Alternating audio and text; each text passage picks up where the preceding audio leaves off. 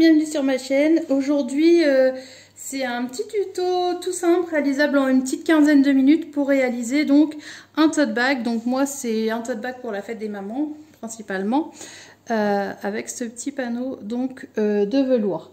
Alors, il se présente comme ça. Il a une ouverture là. Il y a une petite poche à l'intérieur. C'est un petit sac tout simple.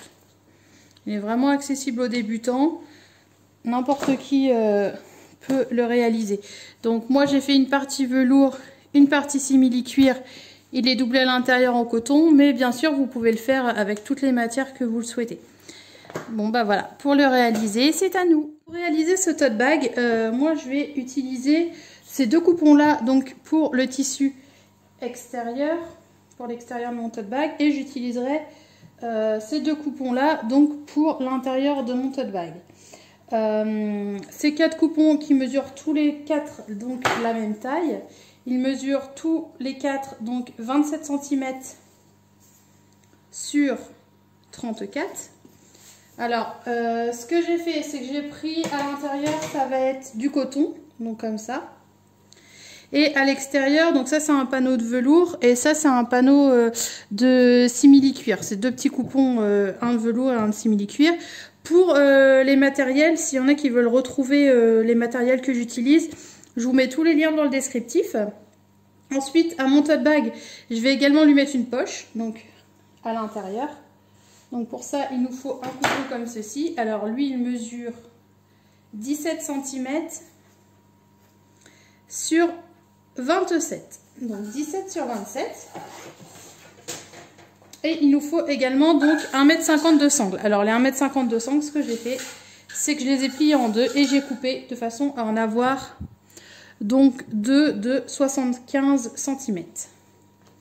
En option, vous pouvez également mettre un bouton aimanté comme ça. Un bouton pression aimanté. Donc ça c'est juste en option si vous voulez fermer votre sac avec un petit bouton. Je vais vous montrer comment je le pose. On va commencer par l'assemblage de notre poche. Donc pour la poche, il n'y a rien de plus simple. On prend notre grand coupon, on va le mettre endroit contre endroit comme ça. Tac. Donc mettez un petit coup de fer à repasser, c'est toujours bien. Et on va venir faire une couture. Donc à 1 cm du bord, point d'arrêt, couture au point droit, couture au point droit, couture au point droit. On s'arrête ici. On laisse une ouverture, donc une petite ouverture de 4 cm, à peu près 4-5 cm. On reprend au point droit là et ici. Donc on coud tout autour en laissant une ouverture. Donc l'ouverture, vous pouvez très bien la laisser là, là ou là, c'est vous qui choisissez. Mais on coud à 1 cm du bord. Une fois qu'on a fait la couture au niveau hop, de notre poche, donc moi j'ai laissé l'ouverture ici. Ce que je fais, c'est que je viens cranter les angles. Donc évidemment, ne coupez pas sur la couture. Il faut venir à ras, mais il ne faut pas la couper non plus. Donc on coupe de façon à avoir ceci. On vient chercher notre petit trou qui est là et on retourne notre poche.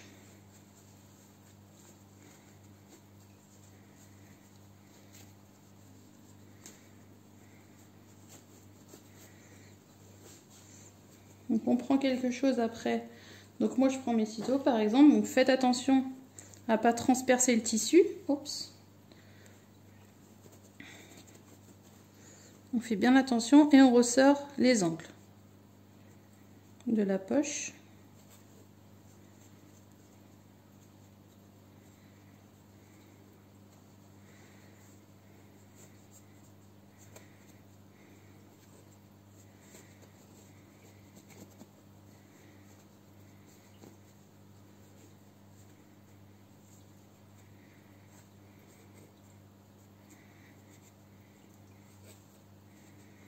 Voilà, donc une fois qu'on est là, on peut mettre un petit coup de fer à repasser et on va venir faire une couture. Donc alors l'ouverture est en bas, comme ça, et on fait une surpiqûre au plus près du bord à ce niveau-là. Une fois que notre couture est faite à ce niveau-là, on a toujours notre ouverture qui est là. On va venir marquer les milieux. Donc je marque le milieu de ma poche, je marque le milieu comme ceci de mon coupon. Donc vous pouvez le faire au fer à repasser hein, si ça marque mieux les plis, mais moi j'ai un coton qui marque assez bien, regardez, juste avec la main. Et on va venir fixer donc notre poche comme ça à 8 cm du haut. Donc on épingle, on la fixe à 8 cm du haut. Donc là je pense qu'elle doit y être à peu près. On est à 8. On est à 8. C'est parfait. Et on va venir faire une couture. Donc point d'arrêt, au plus près du bord, point d'arrêt, couture là, couture là, couture là et point d'arrêt. Donc ça va nous permettre donc de reboucher notre petite ouverture qui est là. Et du coup, ça va également nous permettre de fixer la poche qui va être ouverte comme ça vers le haut. Donc on vient fixer notre petite poche. Donc maintenant, on va passer à la pose des sangles. Alors moi, j'ai pris des sangles de 75 cm. Si vous trouvez que c'est un petit poil trop long, vous pouvez très bien les raccourcir. Moi, je préfère quand c'est un petit peu plus long quand même. Donc pour ce coupon-là et pour ce coupon-là, il faut faire donc la même chose. Je vous montre. Donc on plie, hop, notre coupon en deux, comme ça. On va venir marquer le milieu. J'ai fait tomber maille. On va venir, tac, on marque le milieu là. On marque également le milieu ici.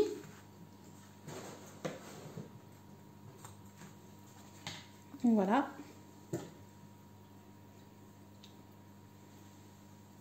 On va venir fixer nos anses. Donc moi je pars du milieu et je vais venir la fixer à 5 cm. Donc d'ici au centre, on est à 5 cm. Et je laisse toujours dépasser mon anse comme ça. Donc c'est-à-dire d'un petit centimètre à peu près. Donc là, je vais la fixer.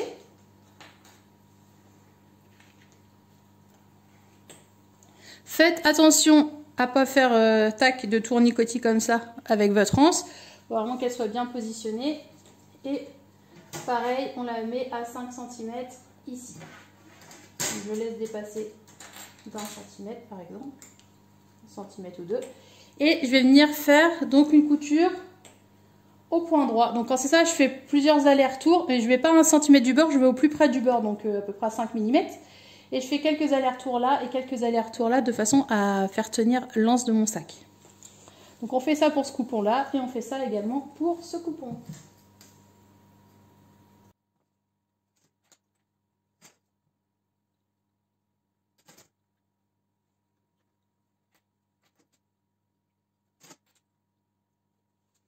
Donc on vient coudre ici et ici et ici et ici. Une fois qu'on a fixé les anses, alors là j'ai fait ma couture là, je l'ai faite là et là.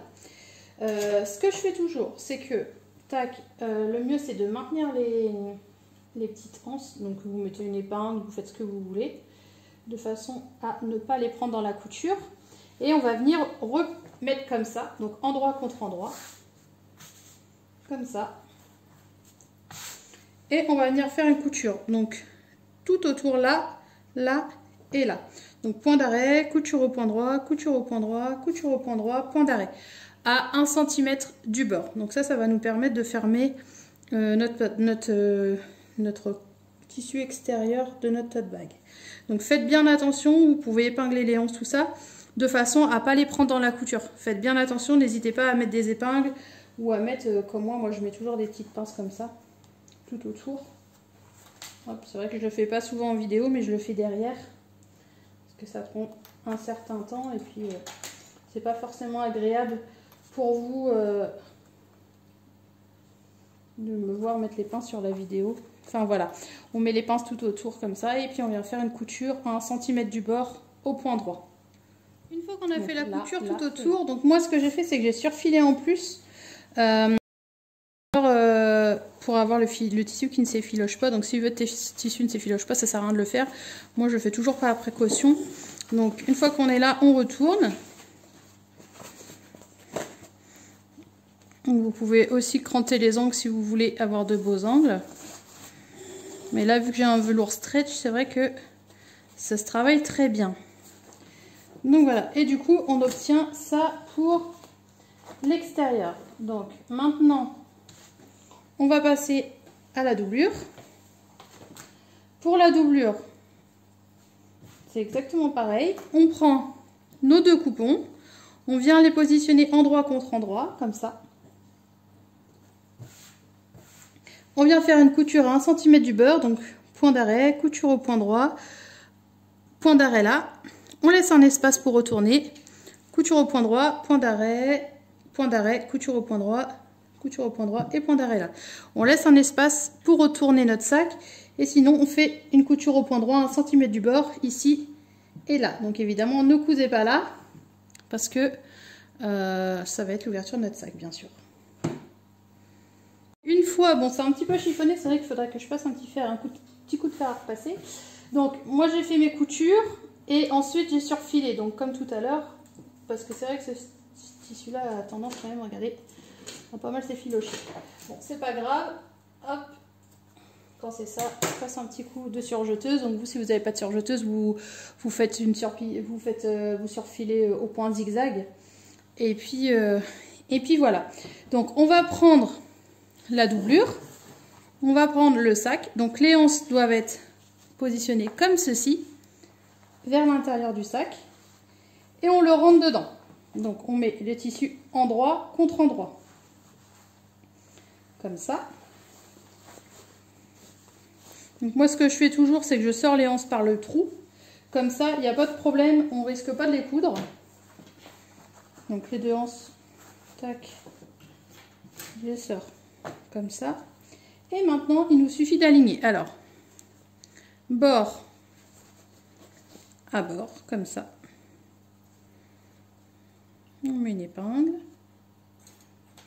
Ou on met, si c'est du simili-cuir, vaut mieux mettre des petites pinces comme ça. Pour pas faire de trou dans le simili. Bord à bord comme ça.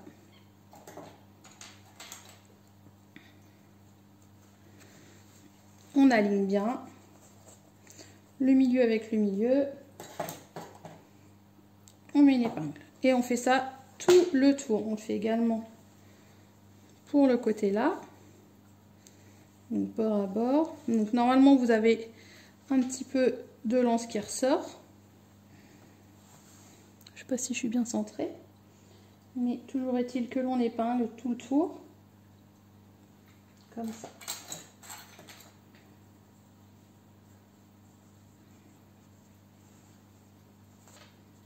On tend bien le tissu et on épingle. Et on va venir coudre donc tout autour à 1 cm du bord. On vient coudre tout autour à 1 cm du bord. Donc une fois que j'ai fait la couture tout autour comme ça, donc évidemment il faudra couper les excès de fil, hein. On vient chercher l'ouverture et on retourne donc notre sac. Hop.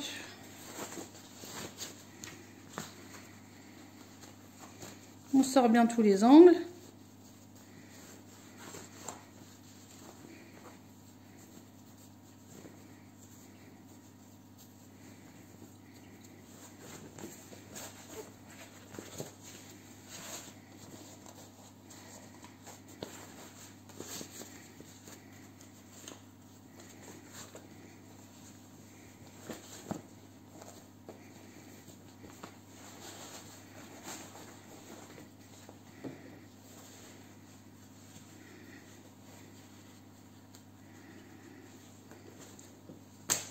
Donc voilà, il ne nous reste plus qu'une seule étape à faire. Maintenant, c'est faire donc la surpiqûre. Et puis à la fin, je vous montrerai comment on monte le bouton pression aimanté. Donc là, la dernière étape, avant l'étape facultative, ce qu'il faut faire, c'est bien aligner comme ça. Donc on le fait tout autour, hein. N'hésitez pas à mettre plein d'épingles. Donc on commence toujours par les coins. Comme ça, on aligne. On met une épingle, on fait la même chose là, donc évidemment faites attention de ne pas prendre les anses. Hop, on aligne bien, on épingle. Donc si vous faites avec 4 coupons de coton, vous pouvez très bien le faire avec des épingles. Moi je le fais avec des petites pinces pour éviter donc de faire des trous à mon simili. Donc on épingle bien. Et je vais venir faire donc une surpiqûre tout autour, au plus près du bord. Donc pour faire la surpiqûre, évidemment, on ne prend pas les anses, on passe en dessous et on fait donc tout le tour. Donc une fois que la surpiqûre a été faite tout autour, donc là j'ai fait la surpiqûre tout autour de mon sac comme ça. Là on voit mieux sur le simili bleu. Maintenant, donc soit vous laissez comme ça, vous refermez donc l'ouverture, ou alors ce que vous pouvez faire aussi, c'est poser donc le petit bouton. Alors pour le poser, hop, je vais vous montrer comment on fait. Ce qu'il faut faire d'abord, c'est marquer le milieu. Alors on prend un stylo. Ce que je fais, je prends le milieu, par exemple ici. Je marque le milieu de mon coupon et alors je ne sais pas si vous voyez bien, le milieu est là. Je vais venir fixer mon bouton là. Donc moi, le bouton, je le fixe à peu près 2 cm à chaque fois. Donc je fais 2 petits traits comme ça. Et je vais venir avec le découvite ouvrir mes 2 petits trous. Alors évidemment, faites attention à ne pas percer le simili-cuir qui est de l'autre côté. Il faut vraiment prendre que la doublure. Donc là, vu qu'on n'a pas encore mis, on n'a pas encore rebouché la doublure, c'est bon. Ce qu'on fait, alors attendez, parce que j'ai qu'une main, c'est pas facile. On prend notre petit bouton, on le rentre dans le trou comme ça. De l'autre côté, on le sort comme ça. L'idéal, c'est d'avoir un petit morceau de thermocollant. Donc comme celui-ci. Donc pareil, on a fait les 2 trous et donc on vient le positionner comme ça. En fait, ça permet de renforcer et d'éviter de déchirer la doublure. Hop. On prend notre petite partie métallique comme ça. On rentre dedans et il suffit d'écarter. On fait la même chose de l'autre côté. Donc là, je l'ai fait pour ici. Maintenant, on va le faire de l'autre côté. Donc évidemment, pensez à bien le mettre face à face, parce qu'il n'y en a pas un qui soit décalé par rapport à l'autre. Quand c'est ça, ce que je fais, c'est que je mets à plat, comme ça. Et je vais en faire un repère, en fait, avec le petit aimant qui est déjà là.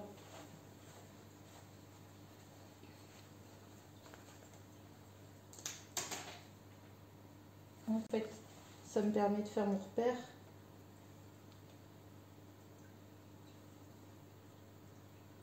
Voilà, et on fait pareil, on fixe.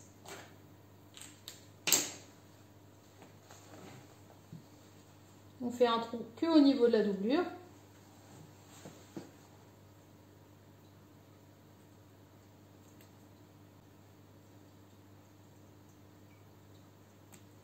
Donc on repasse par le trou de la doublure, comme ça. Hop, on vient chercher notre trou qui est déjà fait. Donc là, on prend cette partie, on la rentre. Comme ça. Donc ça sort comme ceci. On reprend encore une partie de thermocollant. On vient le fixer là.